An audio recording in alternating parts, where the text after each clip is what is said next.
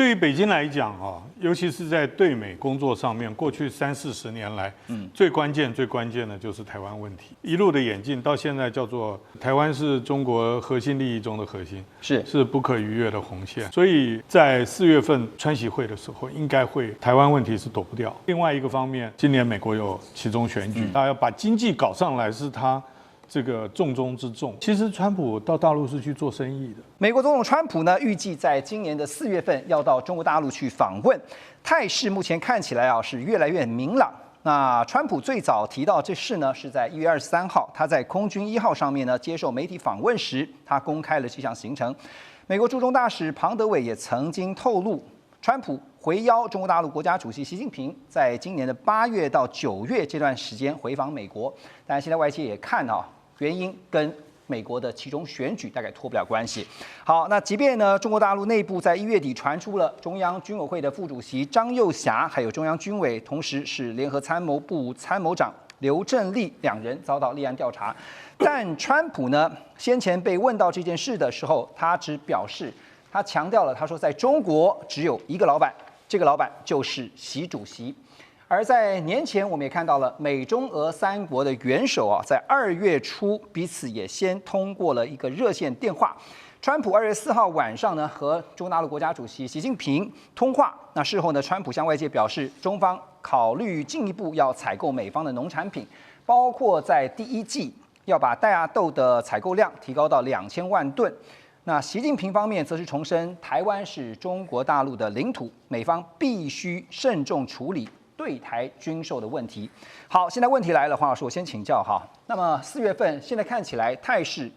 中美2国的元首会这个川习会呢，态势是很明朗，而且没什么太大的变化。但是从先前的讨论到最后启程互访，这之前应该已经很多事情都谈定了哈，不然可能连飞都不会飞。那我所以请教，在4月份的第一次会面，这是今年川习2人的第一次会面。现在也看到了，先前在2月4号通了热线，而且提到了军购问题啊。您觉得在4月份的川习会，可能的几个重点方向会是什么？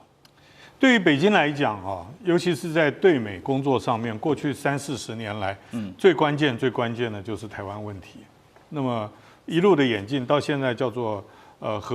台湾是中国核心利益中的核心，是不可逾越的红线。所以在4月份这个川习会的时候，应该会台湾问题是躲不掉。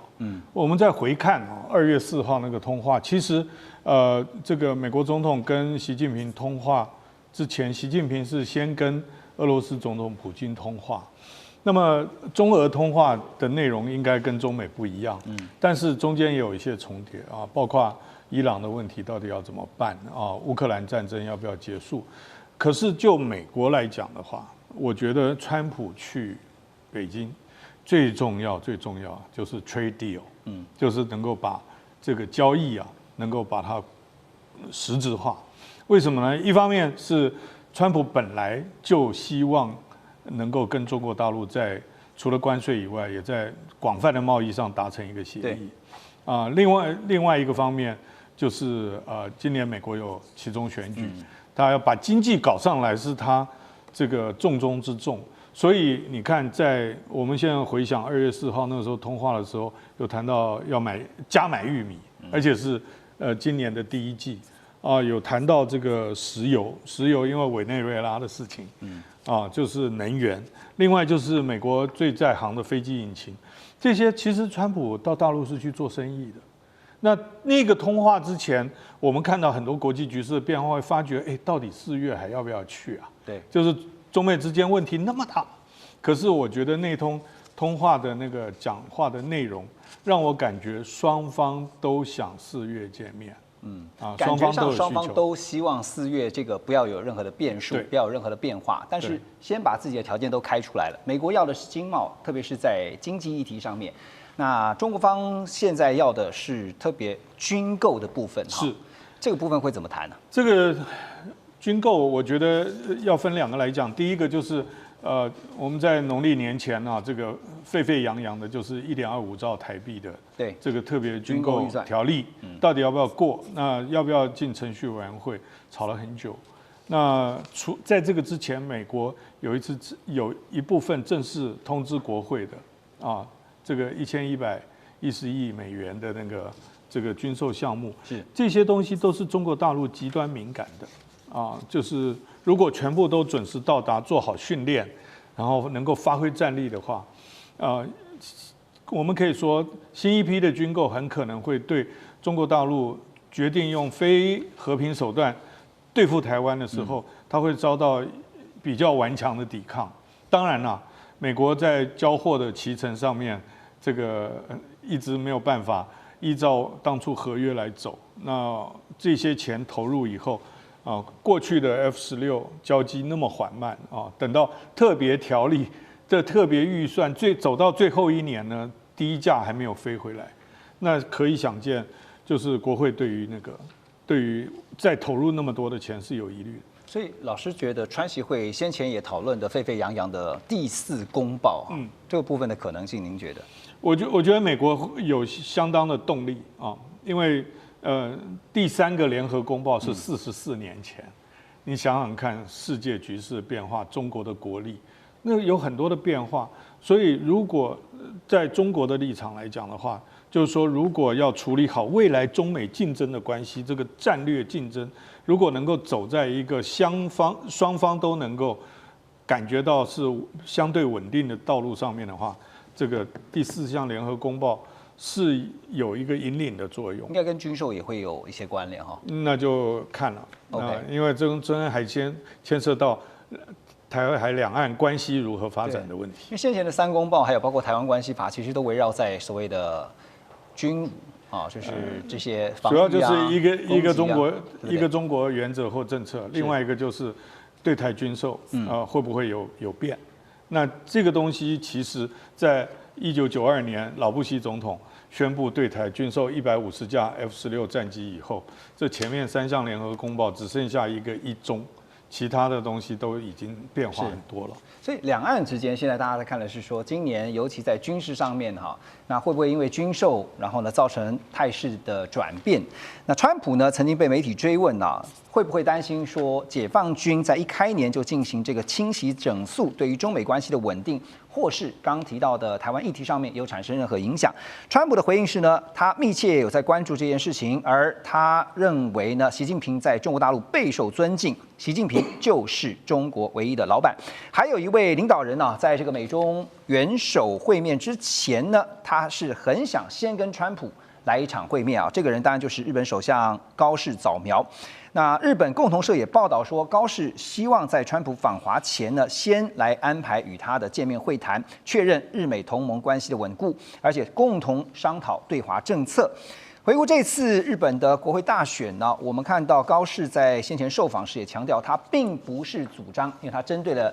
所谓台湾有事，日本就有事这个引发的冲突、引发的争议哈。那他强调说，日本主动对中国大陆采取这个军事行不是主张日本主动对中国大陆采取军事行动，而是如果台湾发生严重事变，日本需要优先联合营救在台湾的日美公民。那如果美军遭到攻击，但日本袖手旁观呢，就会造成日美同盟彻底瓦解的这些疑虑。所以文佳老师对于日中关系在今年想要回温，日本外务省会给高市什么样的建议？您觉得？我首先来看呢，其实这个日中呢，这个今年要见面的领袖要见面机会，我想是非常之低哦，可能性很低哦，因为来自一个其实在2月8号，我想高市早苗领军的这个自民党改选呢，也获得了胜利嘛，那因为什么胜利？基本三个原因嘛，第一个他本身他就是一个铁娘子。就是英国的铁娘子的一个自居，而且他是对接了安倍2.0加上这个川普的2.0啊，所以彼此之间呢都是一种保守，而且呢相对右派的，所以他们之间呢是彼此之间是更加的紧密哦。那第二个他胜选原因当然就是他的经济政策等等哦。那第三个就是他的外交跟安全保障哦，因为其实台湾有事等日本有事，其实这也调动了日本国民整个对他的一个支持啊，因为毕竟这个日本呢，其实它的从战前到战后，其实它都是以脱亚入欧哦。他认为这是日本有优越感。那刚好高市长们调动这个日本的优越感呢，就是他要置于中国，不受制于中国。这个底气之下，这个自民党的在众议院的改选是当然是获得胜利嘛那所以这样的安排的话，可能就是说，既然是他对中国是强硬的，所以他此时此刻他也不容易去跟这个习近平去做一个见面此外呢，我想刚您所讲的是是一个梗就是我们记得那时候这个高市早苗10月21号就任首相接着1个礼拜就跟这个川普先见了面见完面之后才去见了这个习近平11月初11月初在那个就是先美后中嘛，对，就是先美后中，然后接着在11月7号才在国会里面提到说台湾有事他们会启动所谓的集体自卫集体自卫权那集体自卫权的概念就是它会跟随着美国。那其实如果说一旦台湾有事，那当然跟随美国就是他会就发动所谓的一个后勤，或是说一个情报等等一个协助嘛。那我想说，如果这次呢，这个川普他当然希望去见了这个习近平之前呢，能够跟高市早苗来见面，来做个交换意见那这样子可能也能把这个不管是川普的意志跟这个高市早苗的意志，给它联合起来那当然对整个一个美国、中国跟日本3方面呢，其实是比较稳定的。所以我想说呢，此时此刻我觉得日本还是更需要美国的引领那其实这个态度会不会见面，或者是说见面的对话是什么？我觉得还是以川普的意志为意志。所以有可能会排在川习会之前，高市就能够如愿的跟川普见上一面吗？您觉得？还是说通个电话？我觉得应该是会见面因为毕竟他们之间是非常的这个 body 会见面，因为毕竟呢有这见面的3分情，那能够有效的沟通，那也让这个川普去这个中国呢也更有底气因为毕竟有日本这个所谓的安全的一个大家一个连接那这样对中国而言的话是形成更大的压力因为毕竟现在这个美国呢对中国其实是一种威慑。是用联合的威慑的力道。那如果说有先争取到日本的支持，那当然去中国，那谈起来当然也会这个压制这个习近平的一个气焰。了解。2026 4月其实还有一件大事情就是川普对全球提出的对等关税满1周年了。川普在2月初的社群上面，他发文他说他们已经跟印度。就是特别跟印度总理莫迪呢达成了一项贸易协议，对于印度所课征的对等关税将会降到18%，印度股市还因此一度出现大涨。彭博报道说呢，川普因为印度向俄罗斯买石油而施加的25%的关税将会移除。而美国供应管理协会最新公布，2026 1月制造业采购经理人指数达到52.6，重新回到了50以上的扩张区间，远高于路透社所调查预期的48.5这不但创下了2022年8月以来的新高，也终结了先前连续10个月处于微缩区间的走势，显示的是美国制造业的动能有明显的复苏迹象。那现在马上就要满1年了，这个关税这搞得全球真是天下大乱陆老师觉得真的已经达到了川普现在从这些数据来看或者是说有没有哪些实际的数据？除了我们提到的，还有一些现象可以观察，川普对全球发动的关税战达到他的战略目标吗？我想他有局部的达到他的所谓的战略目标，因为他的战略目标当时有3个，第一个是减少他的贸易逆差，增加他财政收入；第二个是推动制造业回归美国；第3个能够重建他整个供应链的经济的安全。那在贸易逆差这方面还没有办法解决，因为美国去年2025年还是贸易逆差非常的大，这一点还没有办法在短期之内改善。那至于让制造业回归美国这一部分开始初见的成效，不管日本、韩国、我们台湾都希望去美国设厂，这就可以看得出来，我们希望在美国的投资能够增加，这会增加美国制造业的这个能量。但第3个呢，它的供应链的确在台湾、日本、韩国这些国家的这个支持之下，它会获得一个程度的这个保障。那至于你说它的替代指标的话，像制造业的这个采购经理的指数，确实大家预期48.5，结果是52.6，确实升高很多，表示美国制造业开始活络了。但是这也另外引发了一个问题，会不会有通膨的现象产生？因为目前为止，通膨只有微幅的还没有整个效应，就关税所产生的透膜效应也没有发挥出来。但是美国的联准会的主席一直很担心通膨，所以他一直不愿意降息，这也是他们在通膨这方面的控制还不错。那至于它 GDP 的成长也不错啊，去年2.2到2.6之间啊。那第四个呢，它这个在就业方面也还不错，所以它在替代指标的方面表现的是不错。所以它战略目标有些达成了，有些还没有达成。是。那今年2020年是它的关键年，检验川普对等关税是不是能够达标，是最好的一年。因为今年要面临它的期中选举，对，这是最好检验的一年。2026确实是非常诡谲的一年啊！刚才特别请3位来宾、3位老师呢写下对2026用一句话或者一个字、一个形容词啊来预判一下今年。来，我们来看一下黄老师，你写的是险哈，这个几秒钟来讲一下为什么险？研究国际关系看得越多担忧越多，确实有很多风险存在。OK， 那如何集体去风险？大家多努力。好，2026是很险的一年。文甲老师是写变与不变。是不是看呢？其实从国际关系的角度来看哦，其实一句话是能够这个道破这一句话的意思，就是没有永远的朋友，没有永远的敌人，就是变。对，那不变就是就是只有永远的利益就是不变。好，因此呢，我们在看到这个国际关系可能要讲到说每个国家都每个利益跟的立场。好，2026还是充满变的一年。来，罗老师，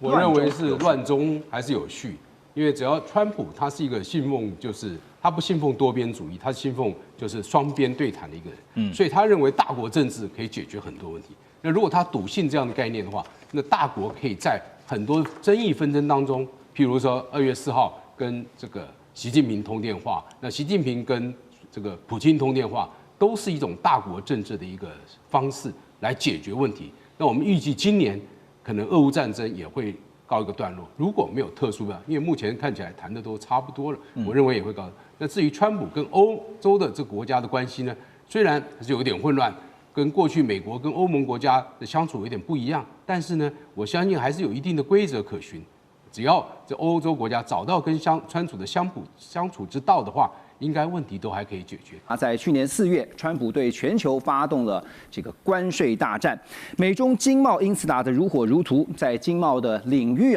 在这边呢就有2张牌可以说是被打到了极致，包括了大豆牌跟稀土牌。那大豆呢是刚刚关系中国粮食的安全，还有美国农民生计，当然就是跟美国年底的期中大选很有关系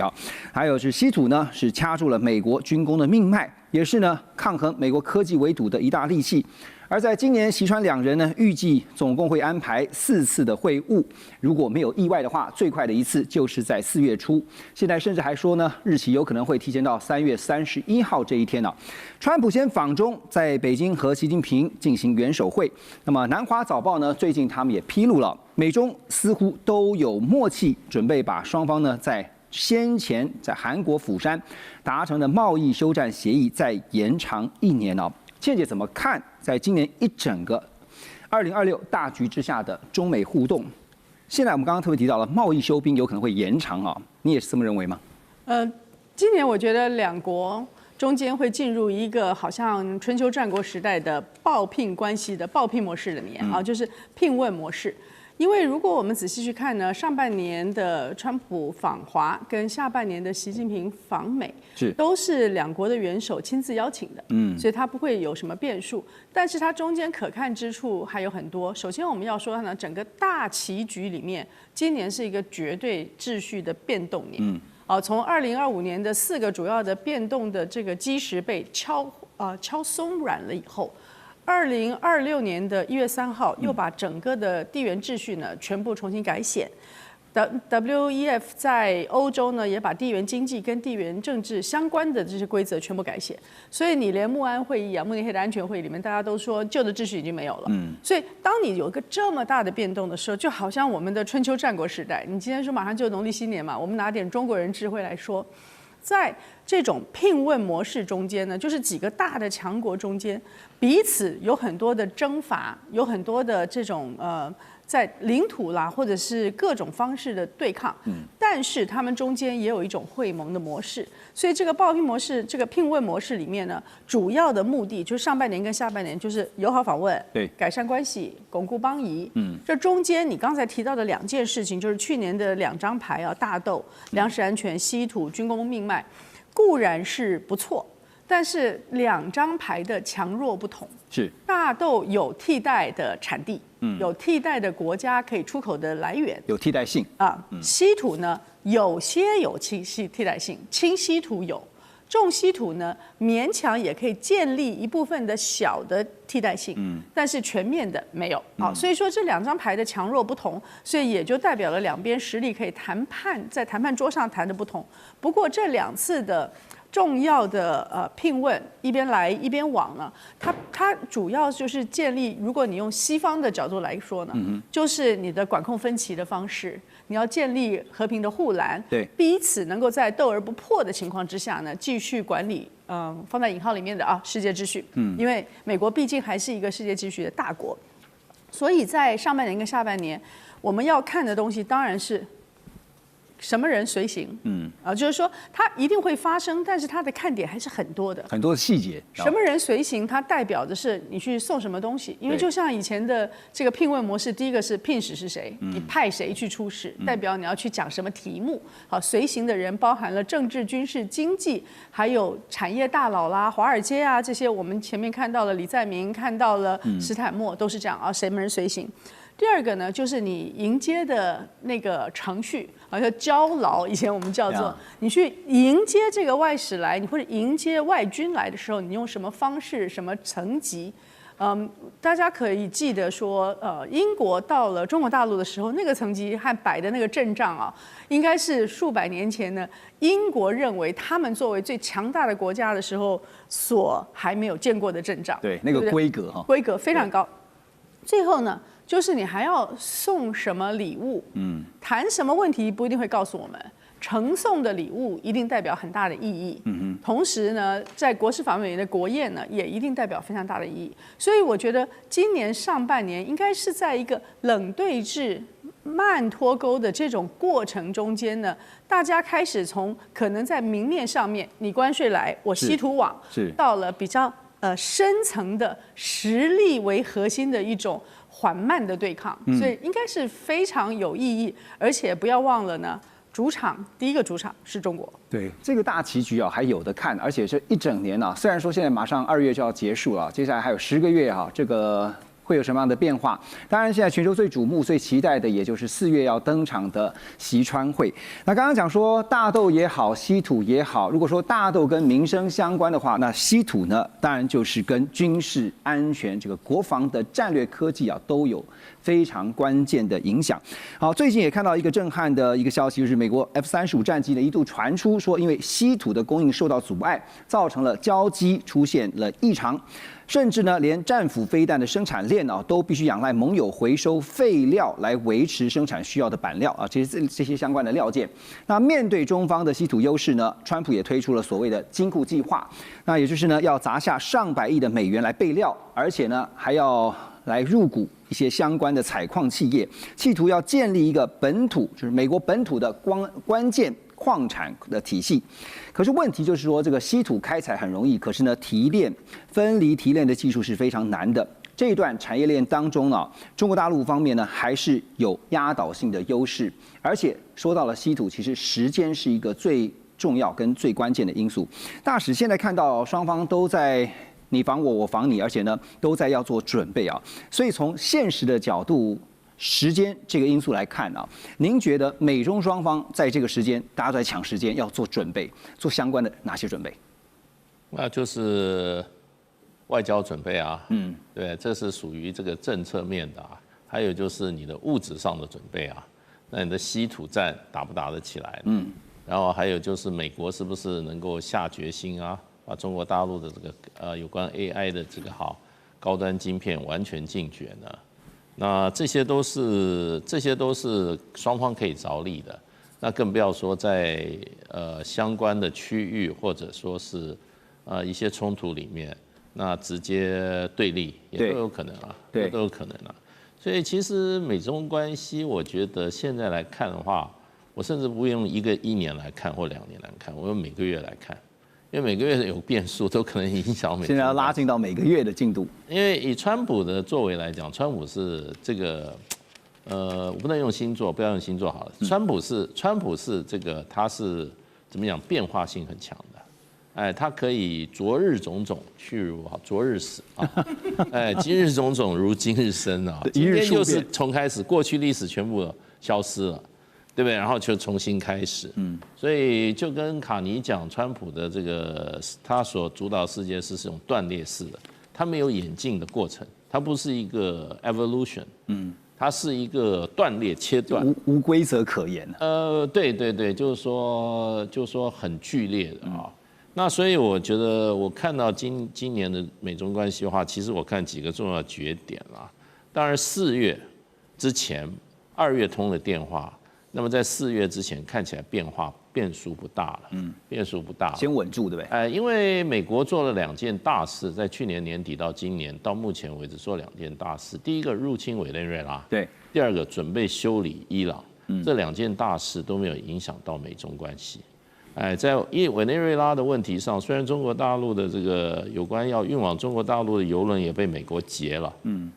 那中国大陆并没有大动作的反应。那事实上，美方还在讲说，中国大陆的油公司已经开始买由美国油公司供应的委内瑞拉原油，对，所以这个基本上中国大陆是什么讲的？用应变的方式，用这种而不是用冲突方式来看这个问题。那基本上也尊重了委内瑞拉这个国家他自己的选择，因为委内瑞拉本身现在跟美国正在进行各种实质方面的谈判嘛，那所以这个问题就变成没有造成美中之间冲突。现在伊朗的问题也没有造成美中之间大的冲突，所以川普是在没有中国大陆的这个干预或者说插手之下，他在这个很舒服的自己解决了2个美国大的问题。那所以这2个问题没有赢，可是4月的时候就要看双方现在要谈的问题双方的团队在谈的问题。我认为最主要是台湾问题，在这个问题上呢，会不会有一个大的大家有一个冲突？对，因为 Foreign Affairs 最近又写了一篇文章，他的立场就是说，美中关系里面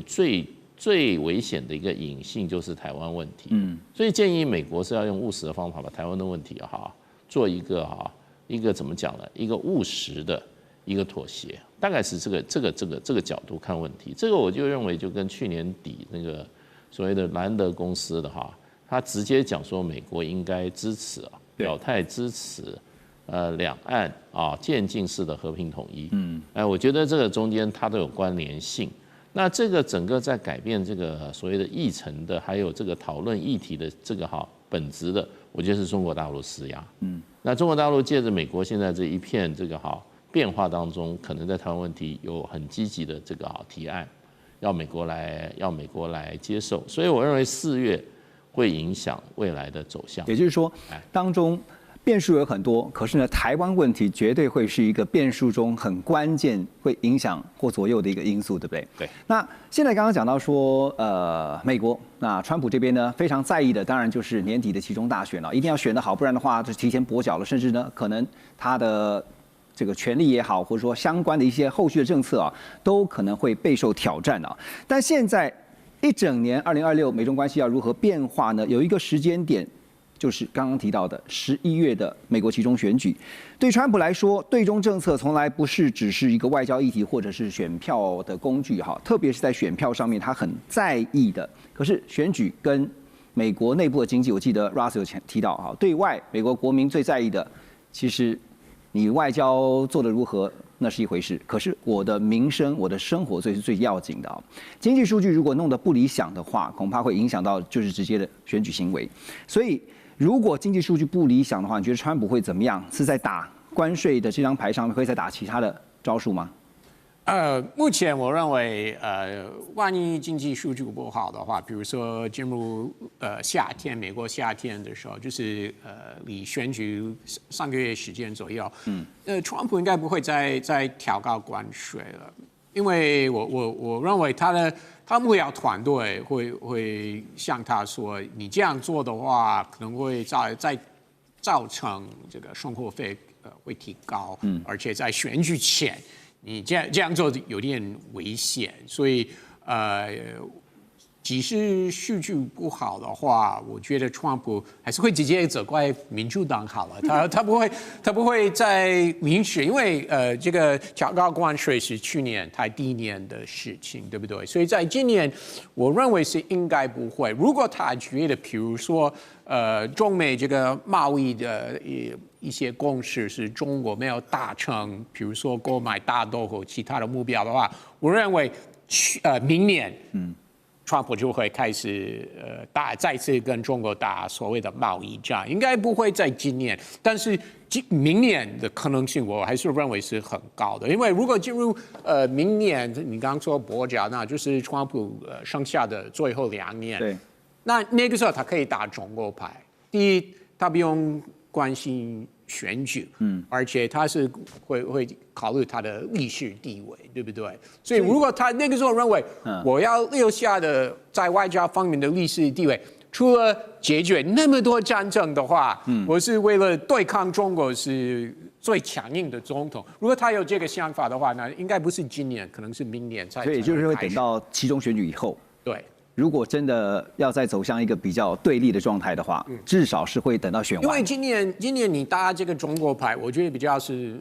没有用。你说因为中国宗教自由或打压台湾等等，这个应该今年其中选举不会吸引票。那你觉得刚刚大使也特别提到说，变数当中很重要的一个是台湾问题啊，美方尤其是川普会怎么样的谨慎或小心翼翼的处理台湾？其实我觉得中美关系之间的议题，其实对我来说都是相当的 equal， 都很重要，不管是台湾议题或中国跟日本或南海等等，我觉得这些议题都是有危险性，就是说你不知道是哪一个议题会在中美关系之间会是关系恶化的因素。我觉得都有可能。我们从川普的逻辑或角度去思考的话，现在对川普来讲，就是我们刚刚提到的，对他来说最重要的就是赢得这个年底的期中选举啊。可是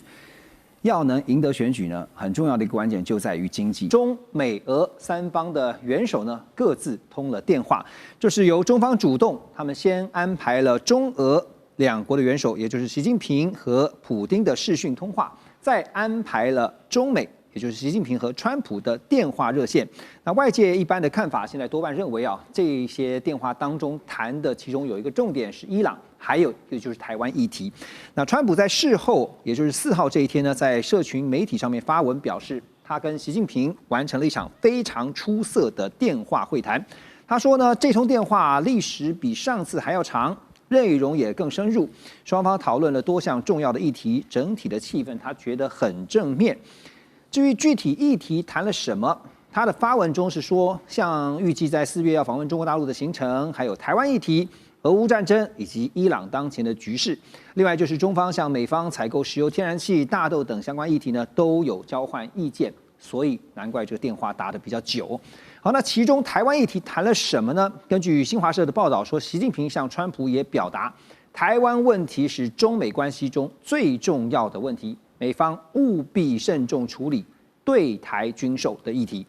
看来台湾呢，也是这场电话会谈当中相当重要的部分。而川习两人谈到了台湾的军售，现在台湾方面呢，国防部表示啊，美国政府已经针对部分项目提供了发价书草案，我方必须在3月31号支付首期的款项。那在野的国民党副主席萧旭岑最近就点名 AIT， 他说 AIT 请不要干涉台湾内政，并且说 AIT 的台湾处长啊，就是古立言，在美国整个国务院的体系呢，他的位阶只比科长大一点，但台湾呢却被比司长小的官员，也就是古立言呢要求这个要求那个的。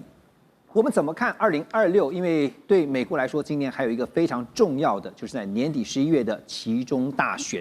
好，那2026的中美大交易怎么看呢？川普那需要中国大陆方面如何给力？特别这次习近平在跟川普的电话当中，大使我们听到了习近平他点名的一项就是对台军售，虽然没有明讲，不过呢提醒了美方要好好的面对这个问题跟处理这个问题。那在通完话之后呢，也掀起了这个巨大的讨论啊。您怎么看这一次由中方主动，特别先打给了俄方，再打给美方这样的元首通话？我想基本上，因为大陆的这个国家主席打电话是比较慎重的啊，他都会有全盘考量，所以我认为先打给俄罗斯，再打给美国，这是一种在战略上的一个平衡的措施，因为中国大陆事实上可依靠的盟友的话，在必要时或者现在，最重要的盟友应该还是俄罗斯，那俄罗斯中国大陆也让俄罗斯提供了中国大陆更多的能源设备，因为这个跟中国大陆的这个分散能源供应来源国其实是稍微有一点抵触了，就可以看出来大陆对俄罗斯在战略角度来看的话是很看重俄罗斯的，所以俄美关系是一直都不好，那当然除了中国大陆现在俄美关系这两头，它必须要注重一种从外交上来讲就是一种平衡，而且这个先后秩序那个意义也非常的重大。那有的时候就是说，你跟你关切的对象，对方关切的对象有接触，都是事后才做这个 debriefing 的，就是说才做一个跟他报告一下跟你说明一下谈了一些什么。这个在事先就打，可见这个战略的这个位阶来讲应该是俄罗斯在美国之上。那么这也是给美国一个讯号，就变成就是说，中美关系是很重要，可是呢，中俄关系还是更重要的感觉。对，那当然这个有关台湾这个军售里面军售问题，大陆的用语用的是很强。新华社的报道里面，他用美方务必慎重处理对台军售问题。那其实这个务必慎重处理这个在我们中文里面来讲已经是相当重了，所以川普的过去他跟习近平主席或者中美双方的高层谈话很少提到说有谈到台湾问题，那这次川普自己在他的那个脸书里面，他就Truth Social 里面，他特别提了台湾问题，当然他是照例都没有谈内容，那不过他在他的自己的讯息放出来谈台湾问题我觉得就已经是值得我们就关注了那而且事实上的话，这个川普在他自己的那个文章里面，他开始就讲了，我也觉得他用了一个比较过去不太常用的一个字，他用了一个，然后这次的电话是 long and thorough 意思就彻底，就是说很全面而彻底，所以这个他没有讲打了多长一个电话，不过他讲是一个蛮彻底的，很彻底的一次电话讨论，所以我觉得这些是值得我们特别注意的不过大使，您觉得，这次习近平在电话当中向川普表达了，尤其是针对军售这个议题那先前有讨论，也有一些分析师认为说，美方一直游走在过去中美3个公报特别是巴西公报的防御性武器这个部分，然后呢，这个说一套做一套，所以这次是不是再次的去提醒了美方说，你接下来我就要看你怎么做，因为我们4月不是要见面嘛？我觉得这个次的谈话应该说是，就是说习近平跟这个川普去年年底在釜山见面会谈之后的一个后续的一个就是说对过去2个月双方在釜山谈的之后的这些计划，这些共同这个后续的执行的一个执行的一个盘点，这个盘点另外一个呢，也就是变成就是说在一起展望到未来4月双方会在北京会面的这一个议程。那这个电话就表示这个过去2个月这些双方的工作层级的会面是有进展，对，所以双方对这次会谈基本上都没有太多的怨言。那这个进展的话，应该是各方面都有进展。对，那接下来习近平也等于说半公开的承认了，也表示你4月可以来了，要不然不见得能来所以到4月的话，那现在就是2月到4月这个 agenda 这个议程的话，我觉得又经过 renew update，然后呢，看看到4月之前执行到什么程度。所以呢，我觉得就是双方的关系是有进展的。对，那川普最高兴的还是那2000万吨的大豆。对，这是他特别大题又提。因为大陆现在对美国、对川普这个政权的一个态度，基本上就是说斗而不破。那基本上还是强调中美关系合则两利。是。那可以合作的地方，可以帮忙的地方还是帮忙。可是该守该斗的部分啊，还是守得很紧。您刚刚提到就是特别买大豆这件事情哈，我们来看哈，就是这次当然顺序上面就是先。由习近平跟普丁通视讯电话，然后呢，再来就是习近平跟川普用热线电话。德国之声也报道说呢，习近平强调说，今年的国际形势非常的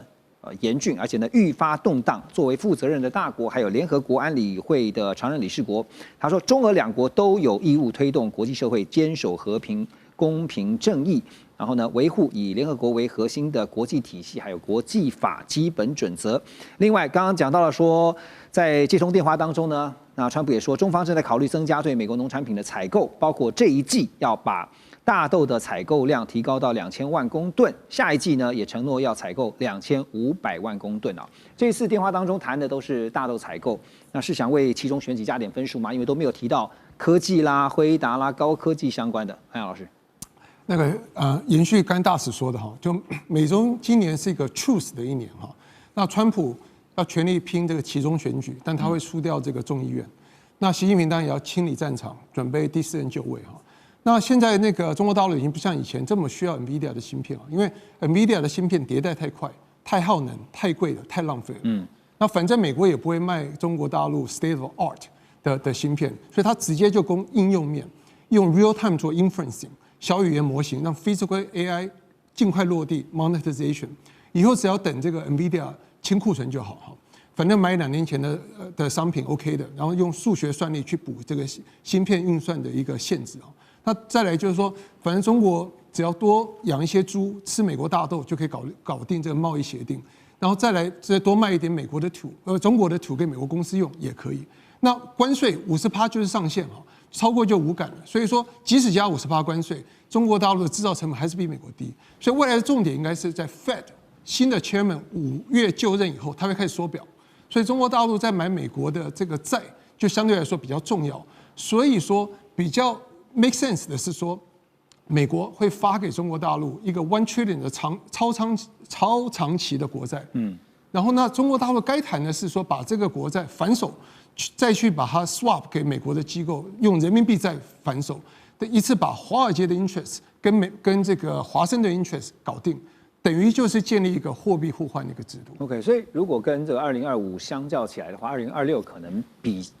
2025要稍微和缓一些。不过在科技上的竞争架构是不变的，这也是我们在节目当中常常跟观众朋友们分享的哈。那最近也听到了这个英特尔的执行长陈立武呢，他就突然表示说，美国在开源人工智慧的研发进度上已经明显落后给中国大陆。英特尔呢正在加速布局 GPU 啊，就是图形处理器的相关业务。陈立武是在出席旧金山这个Cisco 的 AI 峰会上面呢，接受路透社的访问时呢，他说了这样的话。他也说呢 ，Intel 计划自行研发 GPU， 锁定的是资料中心市场，要正面迎战由辉达长期主导的领域。另外，他也表示呢，对于大陆的华为啊，最近传出说已经网罗了大约有100名顶尖的晶片设计师，这样的消息他感到非常震惊啊。尤其是目前呢，在美国对中方取得晶片产业关键的软体跟工具设下重重的限制障碍的这个背景之下，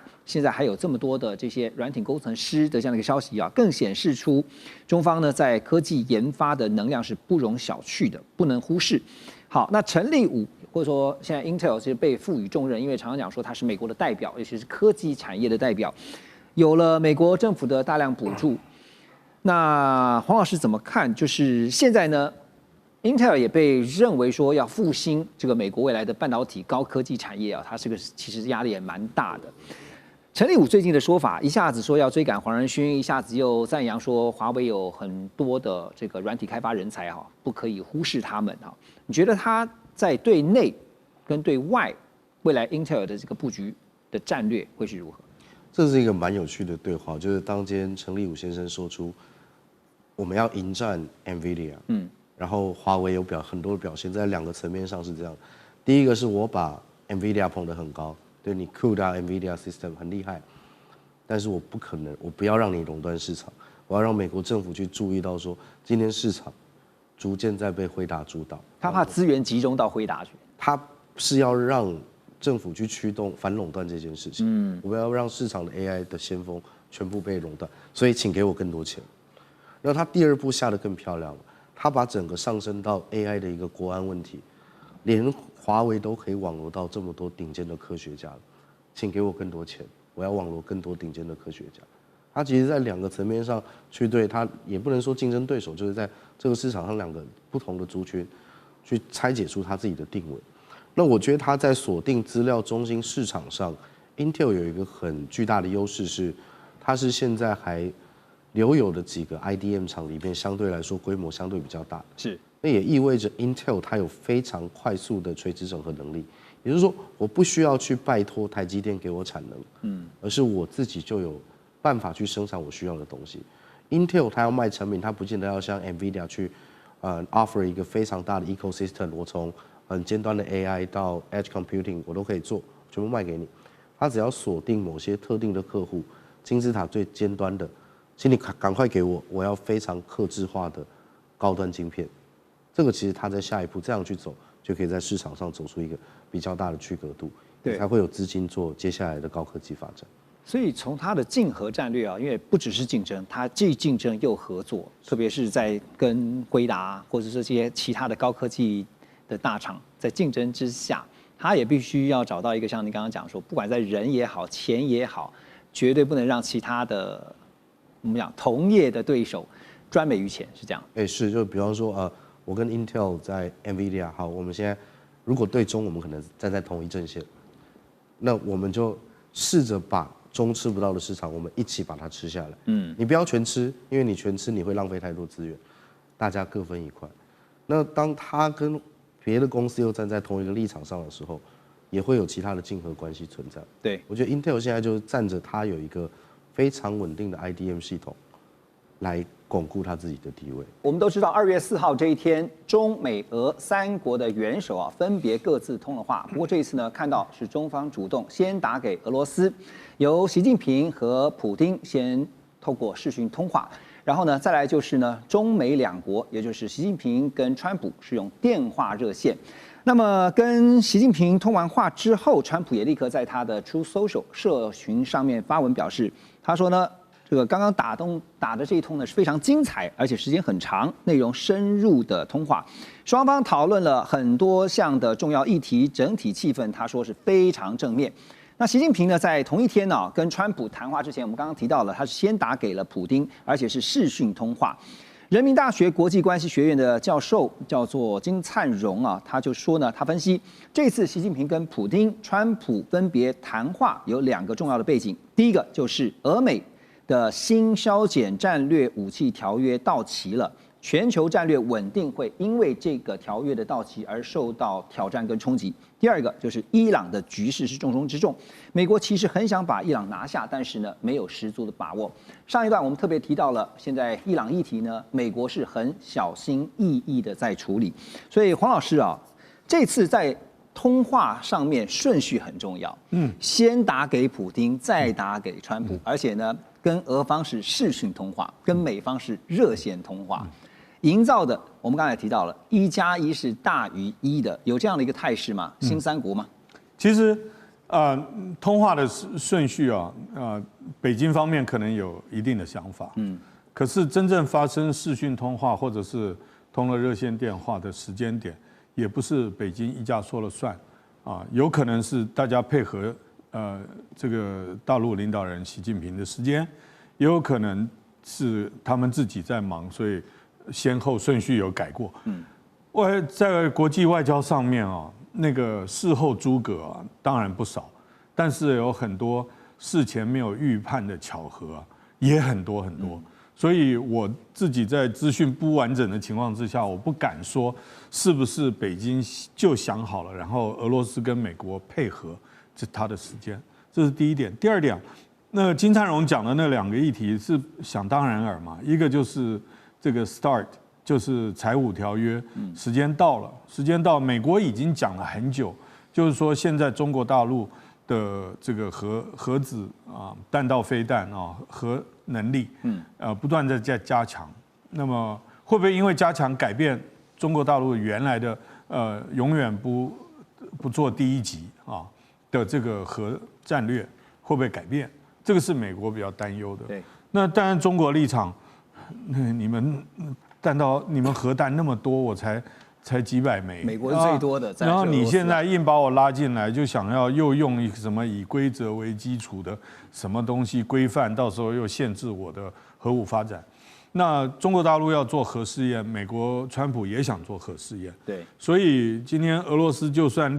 想要叫大家说先续约或者什么，还是有很多的困难。那我觉得伊朗是这次通话的关键啦，因为就是那个所有部队已经开在家门口了，会不会打起来？我觉得俄罗斯跟中国在伊朗的利益，还有很多中东他们过去的所部署的这种战略伙伴，伊朗本来就是中国、俄罗斯、伊朗跟巴基斯坦被归为4个，就是引起世界动乱的这个轴心嘛。对。那伊朗如果真的也像在西半球一样，这个被美国的这样子一下子压制住的话，那对中国利益损失太大。OK， 这个问题邱老师怎么看呢？因为刚刚我们特别讨论到说，虽然顺序上面是颇有令人玩味之处但我相信像黄老师之前我们也曾经讨论到，先前的预备一定都是双方的幕僚都讲好的所以才会按照时间这样来打它要营造出的是一个什么样的氛围？我觉得其实从今年年初，应该大家会从去年的年底到今年的年初，从委内瑞拉的事件，那大家应该会看得比较清楚，因为我记得我们以前在节目里面就一直不断在提醒大家，就是目前现在整个全球的格局正在由原本一极超强，慢慢变成多极化的格局，而这个多极化的格局，并不会有太多极。那目前看起来就是美国、俄罗斯、中国这3个，因为对川普一直相信一件事情就是在欧洲的议题上面没有俄罗斯的合作，美国很难推展很多美国自己主要的 agenda。对，那在亚太这个方向，如果不跟中国合作的话，其实美国也很难去达到美国想要拿到他自己的国家利益。所以慢慢，其实我们现在进入一个前一段时间有人讲说雅尔达 2.0， 但是现在其实比较像，我觉得比较像一个三极之间的动态平衡。那你说美国跟俄罗斯跟中国，那他们在不同，就是这3个不同的强国之间，他们的平衡是动态的，也就是说我针对某些议题我们可以合作，那针对某些议题我们可能是竞争的关系，但是透过这种至少可以稳定下来，就是美国就比较不像以前美国说要打哪一个国家就可以打哪一个国家，所以我们可以看那习近平这次打电话分别联络俄罗斯跟美国，其实就是在做这种折冲的动作。对，所以其实像我们刚刚特别点出了像古代3国就是3种这个3足鼎立，就代表一种权力的其中某种的一种平衡状态。那邱老师又是怎么看？画面中间我们来看就是谈到说财务这个条约到期了，那川普现在的意思呢是说我们再另新的一个规范。川普呢他说我们再另一个新的规范与其延长现有的条约。因为这个延长条约是俄方提出的是自动续约吧，到期就自动续约。可川普说呢，应该让美国的核武专家制定一项全新改良而且是现代化的条约，旧的已经过时了，我们再立新的约。好，那当然这个背后的策略呢，刚才黄老师也点到，拉中入局，把中国大陆拉进来，所以呢可以减少中国大陆的核武数量。可是呢，中方这边来看中方裁军军务大使沈健他说，中方目前不准备加入新核武的相关谈判，因为呢，中方的核武库规模远小于美俄双方啊，这个新削减战略武器条约，把美俄的远程核弹这个数量呢，上限设定是1550枚。因为根据现在的统计啊，在画面下方你可以看到，美国呢到2024年年底，他们自己做了一个计算，中方的核武器库存大概是600多枚，可是跟美俄双方来比，这个都是4、5千枚以上的哈，这个所以你要拉中入局可能吗？那到期之后的美中俄3国的核武竞赛怎么发展？第一个就是我们要知道，维护一个很大的核武库是很花钱的。对，不管是美国还是俄罗斯，那以前我们经常笑俄罗斯的国防预算，陆军或者是海军跟空军拿到分配到都很少。俄罗斯最主要他们的年度国防预算大头都拿去维护核武了，同样对美国也是一样。所以你拥有一个7000枚、6000枚这么庞大的核武库，是非常消耗资源，而且你说实在，你这么多核弹头，其实你根本没有办法用。为什么？因为一旦发生核战，那可能600枚之后，地球就不见了，你剩下来那么多也没有用。是，那这个是我想要先让大家知道，就是核装置的数量并不是越多越好，因为其实我们在这个领域里面，我们讲求是有效的核装置，也就是你可以投射到对方的领土上，而且可以保证把你所想要摧毁的地方摧毁，足够这个数量就好。但是这个数量要多少，就关系到这3个核武强国，或者是所有拥有核武国家的，他认为的敌对跟他认为的核威慑战略。那比如说对朝鲜来说，朝鲜它的核威慑战略就很简单，谁打我打日本。所以它数量不需要很多，那它只要维持这个数量就好。但是对美国、俄罗斯跟中国，其实都必须要考虑说，那这一波之后，美国的盟友手上有核弹头的，会不会对我反击？对，所以他永远要估计更高的数量。那这个是先让大家了解说，核威慑这个战略跟一般是不一样。对，但是中国一定不会谈，为什么？你们现在一家有7000枚，一家有6000枚，你们来跟我这个只有600枚谈，那可以啊，我们可以谈。那请你们先把6000枚削减到600枚。对，我们大家都一样嘛，都600枚，大家都一样。因为你降到一样的程度，我们才能谈。所以你看，中方现在已经表态了嘛，说这个现阶段是不适合进到这个所谓的新合约里面哈。这个真的是谈来的哈，但是现在有一件事情也很值得玩味哈，就是日本方面，我们看到2月8号日本众议院的选举要投票，那么川普呢在2月6号这一天他也发文，他就针对这个日本的首相高市早苗啊，他就力挺他。在贴文当中，他说这次选举的结果对日本的未来非常重要。高市早苗证明他是一位坚强、有力又睿智的领导人，而且他真心爱护自己的国家。他也提到了一个日期，他说期待3月19号欢迎高市到白宫。啊，这个是在为高市助选吗？还是已经确定了高市应该就是要胜选无误了？南华早报独家披露啊，高市早苗发表台湾有事论这个几天之内呢，中国大陆方面呢立刻召集了东南亚各国使节，举行了一场会议，那支持中方对高市言论的立场，也希望能够凸显呢对于这个日本方面这高市早苗引发的争议言论呢，那表达一定程度支持中方的力道。那现在我要来问的就是说呢，川普他点了一个日期，3月19号这一天哦，那也就是在4月他访问中国大陆之前，他会先见高市早苗。不过当中令人玩味、有蹊跷的，会不会是他要先跟高市说些什么？因为现在中日关系是非常的糟糕，他是要下一些指导棋吗？你觉得？我觉得不用，这个日期的安排不用太过度分析了，毕竟美国跟日本是盟友啊，美国总统跟日本首相每年会几次见面，不管是双边的会议或者在多边组织高峰会等等的场合都会见面，所以其实每年都会见面几次了。而且其实现在已经确定啊，高市早苗会继任了。那对川普来说最重要的是什么？不是日本对台湾的说法或动作，那是什么呢？贸易协定啊，钱会不会到位呢？你现在你连任成功，那去年前的贸易协定就要开始履约了。对啊，钱呢？日本答应投资美国那么多钱了，对不对？答应买那么多美国东西呢。因为之前本来说权力还不够稳固，所以是不是现在川普的想法是好了，欢迎你，恭喜你，选举成功啊！欢迎你再来白宫，恭喜你全面执政。接下来就请你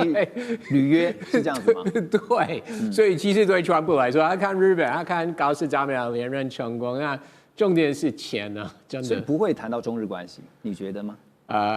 当然，尤其是幕僚团队是会鼓励，会希望总统会在这个议题上花很多时间。但是我们都知道，川普在看各国的美国的跟各国的关系，还是以贸易为主，而且对川普来说，说认真一点，对他来说有几个去年贸易协定最重要，那是欧盟、日本跟南韩，因为这几个都有承诺好大金额的投资，对美国好大的投资，对不对 ？OK， 所以当然在其中选举前，他希望日本、南韩、欧盟的钱到位了。好，所以接下来有一个观察的时间点，就在于说3月19号高市见了川普到大陆去见习近平这一段期间，日本方面会不会有什么特别让大家觉得在中日关系上面所做出的一些调整或变化？我们这几天看到了达沃斯经济论坛啊，在这个论坛上面呢，加拿大总理 Carney 他的演说意外的爆红。怎么说呢？因为他在论坛这个轮到他上台讲话的时候，他直接说出了一句重话。他说呢，现在的世界是强权为刀俎，中小国家变成了鱼肉。Carney 更公开呼吁，认为中等国家必须要结盟，团结起来对抗大国的胁迫行为。此话一出，全世界都在问：这 Carney 口中的强权还是不是中国大陆呢？还是意有所指的，指的就是川普主政的美国？因为呢，就在同一时间，我们也看到了一个很不寻常的讯号，就是加拿大正在快速和中国大陆方面融冰。短短1个月之内呢，加拿大出现了一连串的融冰转向的迹象。比如说呢，像是加拿大法院裁定了 TikTok 可以继续营运，推翻了过去封杀的路线。另外，跟中国大陆互相降低这个电动车、油菜籽、农产品的关税。还有呢，中加官方协议恢复接触，经贸方面是明显有回温的。法国媒体呢也直接点名，川普第51州就是加拿大，他觉得非常的羞辱啊。好，那在此同时呢，川普则是不断的向他们的盟友放话，说要夺取格陵兰。这个礼拜看到真的是峰回路转啊，而且呢也说呢要把加拿大变成美国的第51州。当然，现在真的能够变成美国的第51州吗？不管如何，其实呢，从Carney 最近在达沃斯论坛的这个话，你可以听出加拿大有一个非常深的危机感。可是有一个现实的问题摆在眼前啊，就是加拿大呢对美国的出口，像是能源啦、汽车、矿产、林业都是大宗，而美国呢是加拿大最大的贸易伙伴，它的出口总额啊有75%啊，所以它非常依赖跟美国之间来做经济相关的一些行为。好，那以前呢，这个川普虽然有祭出关税的威胁，但是都是透过美墨加协定啊来解决，双方还是维持着紧密的贸易关系。不过现在听到川普这样讲，也听到 Carney 最近在达沃斯论坛这番话，真的听出了 Carney 非常深的危机感啊。倩姐，我看报道上面是写这篇稿子还是 Carney 亲自撰稿哈，他特别看了又看。然后提醒大家，中等国家必须团结起来。但是刚刚也点出了，加拿大必须面对的是一个现实问题，因为它的出口大部分都是对美国啊，怎么解决啊？我觉得他这一篇在加拿大得到了非常明确的好评啊，大家认为说你这是一个非常有尊严的一个说法，因为你不能否认。面对美国这个绝对强权，加拿大只能算是一个中等国家。也不能否认呢。就像川普他会说，没有我们美国，你们加拿大什么都不是，因为你刚刚讲了，中间的依存非常高。从80年代开始，加拿大在美国中间的这种文化自主的呼声也一直是很高的。就是你不要因为跟美国的经济依存那么紧密的缘故，就丧失了自己的主体性。那这一次的这些发言呢，让很多的国家。大声喝彩啊！可是我觉得他真正背后所讲的是说，现在在全世界地缘政治的规则变了，以前是所谓有规则的秩序，可是现在这个规则呢，可以被一脚踢开。什么事情都可以由强权来决定的时候，那么中等国家还有什么选择？那另外有一个它的具体作为的地方，包含了你刚刚讲的 TikTok 啦、电动车的开放啊、恢复接触呢，是说地缘经济的重要性增加了，同一时间它的风险也增加了，因为美国会用长臂管辖，会用刺激关税的方式呢，把地缘政治的实力移转到地缘经济的实力，所以它其实代表的是一个很多的中等国家的选择，是因为事实上小国是没有机会选的。那些小国只能在别人制定的游戏规则里面，它真的就是只是一个 chess piece 啊，只是一个个的棋子。但是中等国家有一定程度的选择，不是每个中等国家都有选择啊。像加拿大，它跟美国的距离这么近，然后它中间的边界这么长，它的选择其实是很小的。但是它在某些地方呢，可以坚持，它不是完全在美国的阵营里面。所以我刚才为什么说地缘政治的规则变了？因为以前在阵营对抗、民主对集权，或者是这个各种结盟体系的时代呢，你要选一个边，你不是在这边，你就是在那边。可是中等国家现在有一些在选择，希望两边都有，或者是多个多边主义中间都有他们可能的角色。我觉得最明显的例子就是印度，印度就会在每个地方他都希望参加，包含了上合啊等等，但是他有时候跟你一起，有时候不跟你一起，他要时常的去选择他自己的自主性。对，法国也是这样。那么最近我们看到做的比较多的就是韩国，因为韩国跟日本跟美国讨论了一下以后呢，韩国的李在明总统就带着大家去北京，这些都是一些中等国家开始希望自己不是牢牢的只在一个阵营里面，不是一面倒的。因为在一个阵营里面呢，你时常会有跟这个阵营协同的必要性或义务，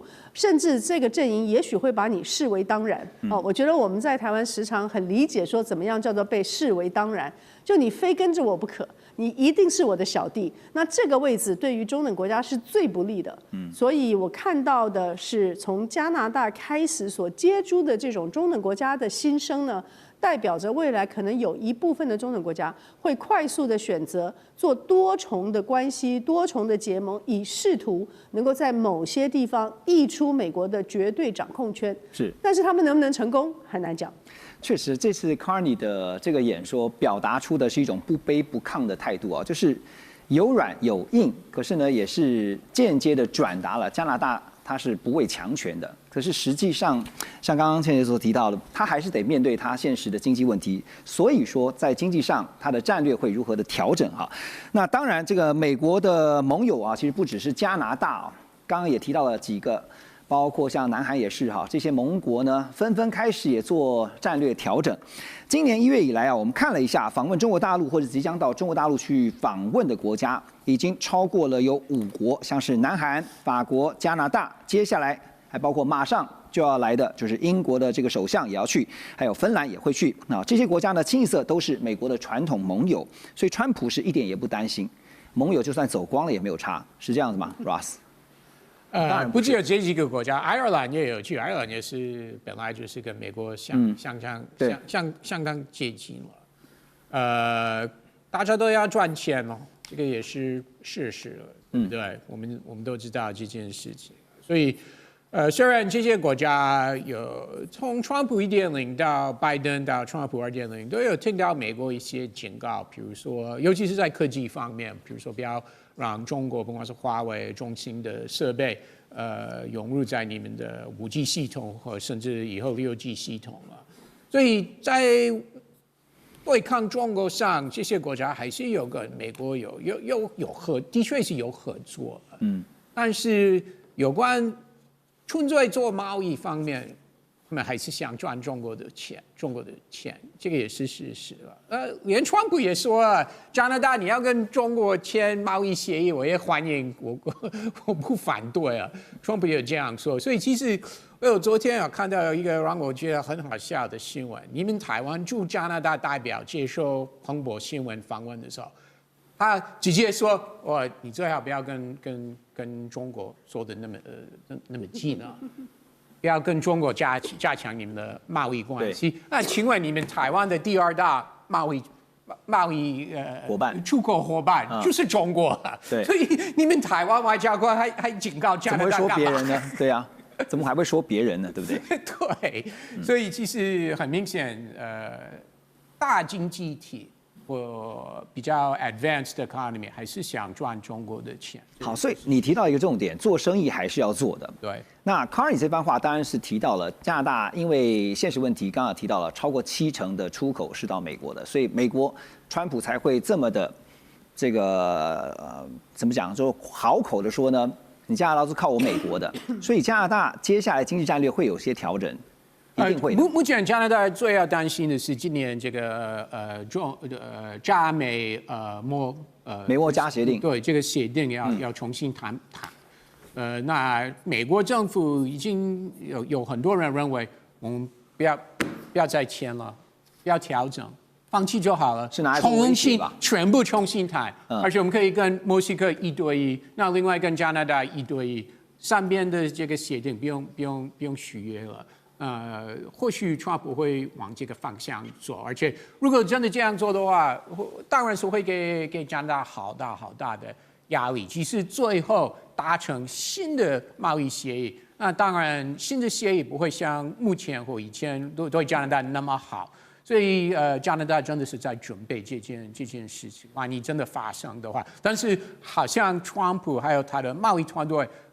真的是有这个想法，不要这个上边的贸易协定不续签，对，可以。你觉得真的有可能发生吗？很有可能啊。OK， 还是说他只是拿来当做现在一个威胁的一个条件？但是川普还有他团队，他们在贸易方面是比较偏向有1对1的贸易协议，他们不希望有多边的贸易协议，所以或许会趁着这个机会，真的做一个，不管是跟 Mexico 或跟加拿大做一个重新的一个，就是有一个重新的新的架构就对了。现在看起来，确实川普的这个做法哈，都是走双边的，他不走多边的，很像这个以前古代这个合纵连横，各个击破。他用的这个正好是中国的古代战法哈。那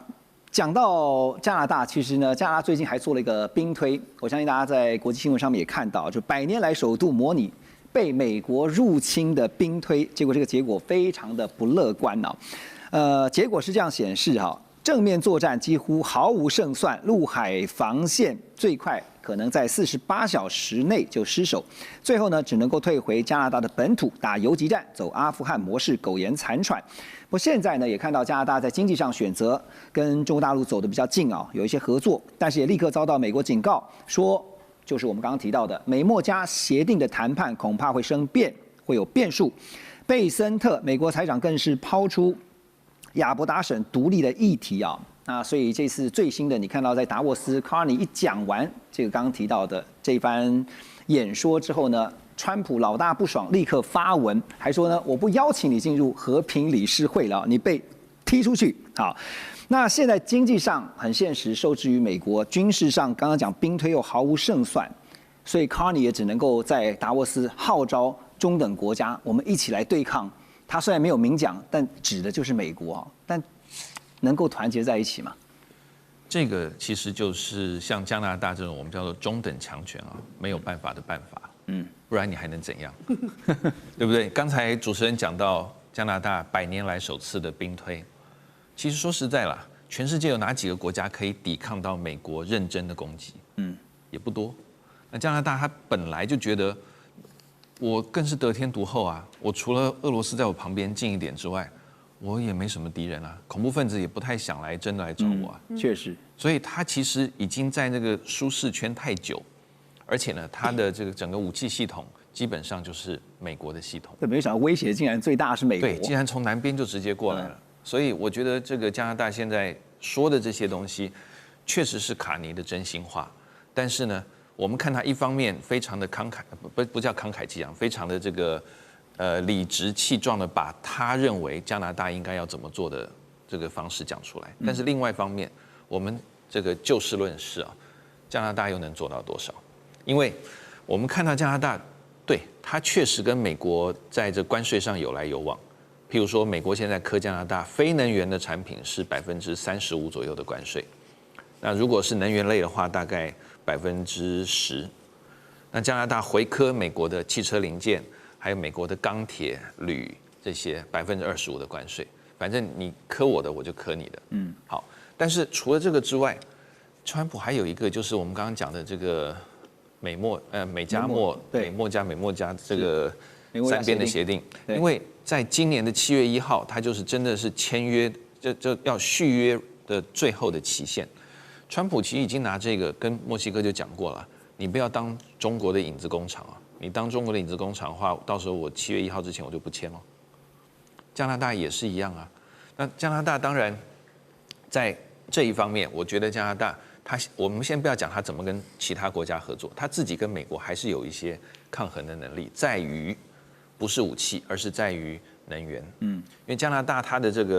整个这个石油的工业本来是它开采出来之后送到美国去精炼，然后再卖出去，所以加拿大卖给美国的原油其实没有赚太多。但是如果加拿大现在就像卡尼他们规划，要投资非常多的钱去建立很多的精炼厂，以后加拿大如果自产的石油输出不用经过美国的话，那美国当然也会有些压力。那更不用讲说，在这个卡尼他的呼吁上面，其实很多国家心有戚戚焉，所以我看到就是说，有些国家可能会心里帮他拍拍手。那未来会不会相关的行动合作？我觉得就看川普还会做到什么地步。那从 Carney 的发言呢，真的小国那也就算了，没有想到中等国家现在也没有想过有一天竟然自己也会被放在菜单上。马上回来。